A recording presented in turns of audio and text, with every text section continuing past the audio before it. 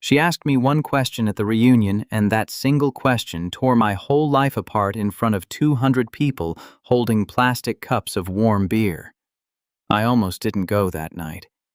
I already knew what waited for me inside that gym. Bad music from a DJ who peaked in 2009. Folding chairs lined up like a funeral. Name tags curling at the edges because nobody trusted the sticky glue. Men who used to have hair pretending they still did. Women pretending they didn't notice. A cheap photo booth where people who never once spoke in high school would hug like long-lost soldiers coming home from war. And me, standing near the wall, waiting for permission to exist. Then she walked in, and every plan I had for that night burned to nothing in about 4 seconds. My name is Daniel Mercer. I was 33 years old, an insurance claims adjuster living a small, safe, forgettable life in Columbus, Ohio. I had a tiny apartment, a car that started most mornings, a coffee maker that groaned like it was dying, and one very useful skill. I knew exactly how to leave a room before anyone noticed I was gone. Going back to Brookhaven for my 15-year reunion was supposed to be simple. Smile. Say the right things. Avoid the punch bowl. Leave before midnight. That was the entire plan. But plans do not survive the moment a woman in a green dress walks through the door and turns your whole timeline upside down. The gym still smelled like floor wax and old teenage panic. Silver streamers hung off the basketball hoops like nobody had bothered updating the decorations since graduation night. Our old class banner sagged across the bleachers, the tape peeling at the corners, just like the rest of us. I stood under a sign that said, "Welcome back, Cougars," and instantly regretted every choice that had led me to that exact spot. "Daniel Mercer!" someone shouted. I turned and found Brian Keene, holding 2 plastic cups of beer, grinning like a man who had never once wondered if people actually liked him. "Man, you look exactly the same," he said, which is what people say when they cannot remember a single real thing about you. We talked about jobs and traffic and bad knees. Then his eyes drifted past my shoulder, and his whole face changed.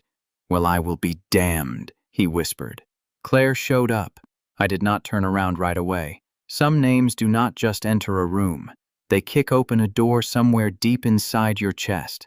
Claire Whitman had been the first girl who made me want to be seen, and the last girl who ever made me brave. In high school, she sat 3 rows ahead of me in English class, always with a pen tucked behind her ear and ink smudged on her hand. She was smart without being cruel about it and kind without turning it into a performance, and she had absolutely no idea that half our senior class was quietly in love with her. Laugh. I loved her from a distance, which sounds noble until you actually try it. Mostly it was just fear wearing a nicer jacket. But for one short stretch near the end of senior year, I really believed she saw me too. Then graduation happened, and everyone said she left town with Ethan Vale, the golden boy with the baseball scholarship and the smile built for yearbook covers.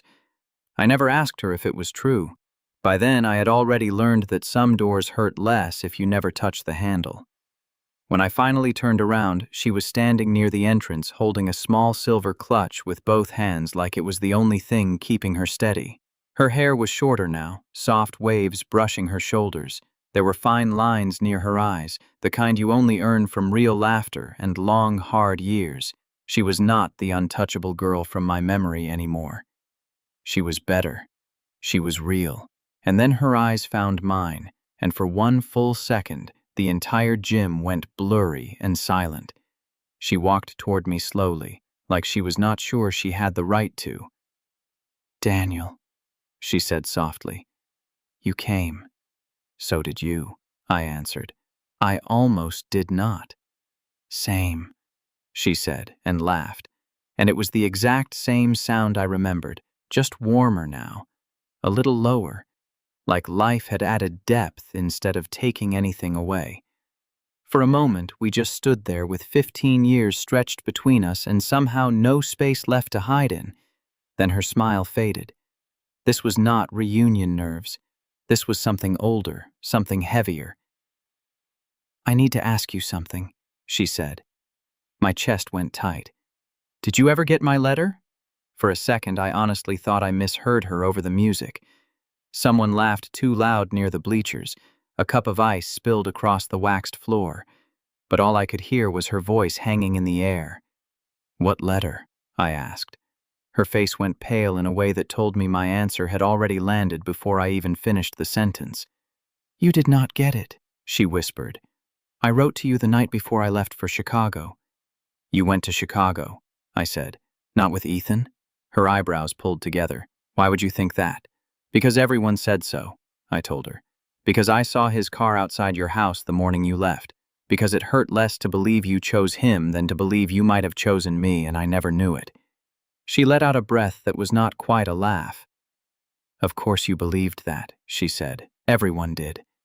We stepped closer together as a loud group drifted past us, and I caught the scent of her perfume. Something soft like vanilla after rain, and my stupid heart reacted like absolutely no time had passed at all. We ended up alone in the hallway outside the gym, under old framed photos of principals who all looked disappointed in us. Same beige lockers, same chipped tile, same silence pressing in from every direction. "I wrote that I loved you," she said, and the floor tilted beneath me like the whole building had shifted 1 inch to the left. "I wrote that I was scared to say it out loud because every time I tried, you already looked halfway out the door," she continued, her voice starting to shake. "I asked if you felt anything back. I gave you my aunt's address in Chicago, and then I waited. All summer, all fall, every single day the mail came. I made an excuse to be the one who checked it. I never got it," I told her. Her eyes searched mine for a long moment, deciding whether to believe me, but the decision did not take long. Claire had always been good at reading silence, and mine must have been screaming the truth. "I believe you," she whispered. "Then who did you give it to?" I asked. "Because you said you never mailed it." She went very still. "I gave it to someone to hand to you at the graduation bonfire," she said quietly. I could not risk losing my nerve, so I sealed it and gave it away instead. "Who?" I asked again. Her eyes dropped to the floor. "My sister," she whispered. "Mara." Right on cue, the gym door swung open behind us, and a woman stepped into the hallway laughing over her shoulder at someone still inside. Mara Whitman. Sharp eyeliner, sharper mouth, a black dress that looked expensive and armor-plated at the same time. Her smile thinned the second she saw our faces. "Well," she said slowly, "this looks serious." Claire straightened beside me like her whole body had braced itself before her brain even caught up. "We were talking about the letter," Claire said. The temperature in that hallway dropped about 10 degrees in half a second. "What letter?" Mara asked, way too casually. "Do not," Claire said. I genuinely do not know what you are talking about."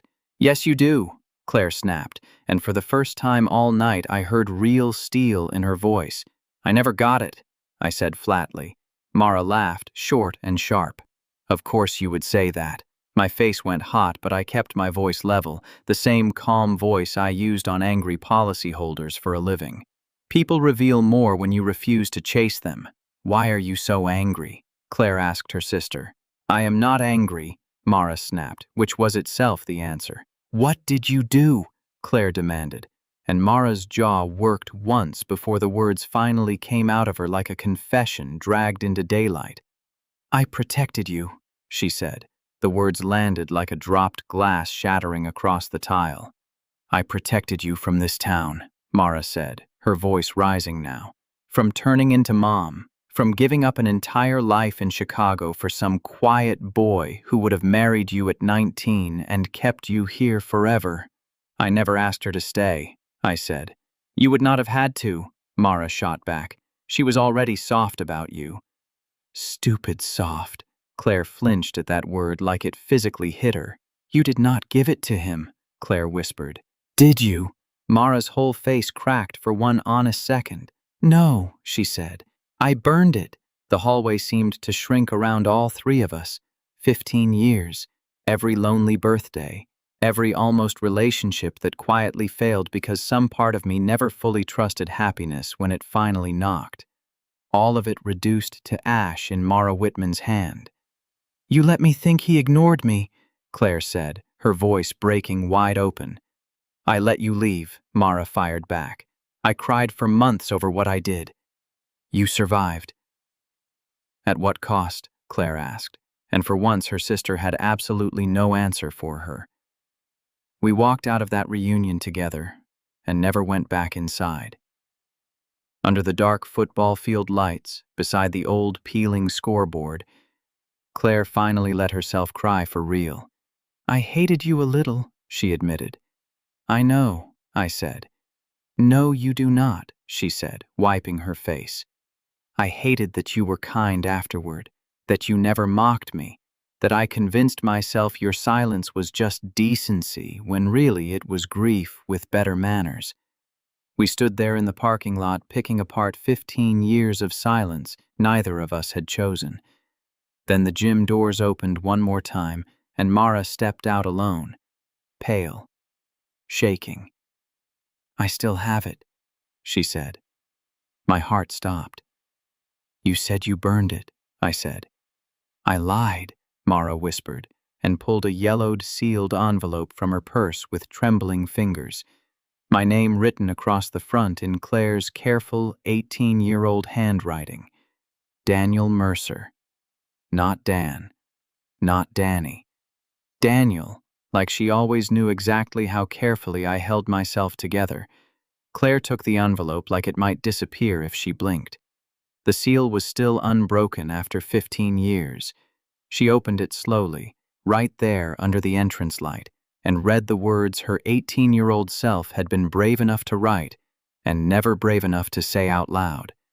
I love the way you listen when everyone else is waiting to talk, she read quietly. I love that you make me feel calm and nervous at the exact same time. If you feel the same, please write back. If you do not, please just be kind and say nothing at all. I would have written back, I told her, my voice barely holding together. I know, she whispered. And that was the moment, not the getting back of 15 lost years because nothing ever truly gets those back, but the moment we finally stood inside the whole truth together, out loud, for the very first time. 6 months later, I knew the drive between Columbus and Brookhaven better than any road I had ever known. We did not rush anything this time. Coffee dates, long phone calls that ran past midnight, one brutal argument about whether we were falling for who we used to be or who we actually were now. The honest answer turned out to be both. By spring, Claire moved back to Chicago, this time to take a design job she actually wanted, not to run from anything.